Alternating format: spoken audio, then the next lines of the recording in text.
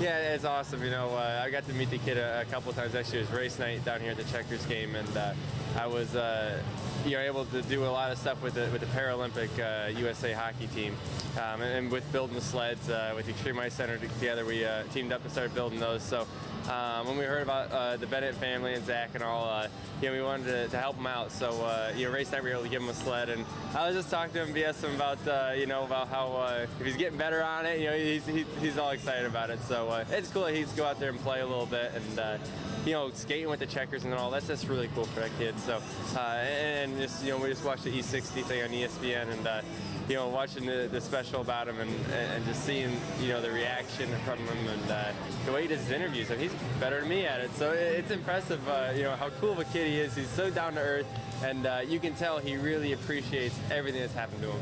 Well, in that vein, though, you're a Northeastern guy. When are you going to take the ice with the Checkers, and at least in a practice? Yeah. Well, I used to play hockey, but that's why I race now. I wasn't very good at it.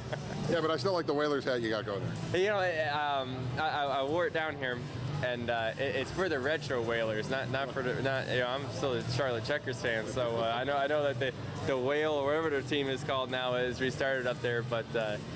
No, I was an old Hartford Whalers fan. I was from Connecticut and used to watch them all the time. So when all the old nostalgic stuff started coming out, I was all about it. Tell me about this week, looking ahead at Dover, switching to your day job, going ahead to that track, the Monster Mile, high bank, concrete oval. I mean, it's tough. And coming off of Darlington, it's like you don't even get a rest. No, we don't ever go to an easy racetrack. Every racetrack has its own special challenges. Dover itself. I've been on both sides of it, I think. I've barrel rolled there a few times a couple years ago, but we've also had really good runs. We're coming off a third place finisher last year in the fall, so our Home Depot Toyota will be fast again. I'm confident in that, and we'll see when we get there. It seems like every time you go to a racetrack, something's changed about it, something's different, whether it's the tire or the track. Another year wears out a little bit, so it's just we'll see when we get there. We need to start getting some good runs on our belts.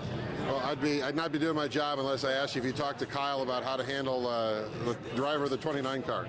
No, I didn't ask him. I thought he did a fantastic job, so I didn't get in the middle of it.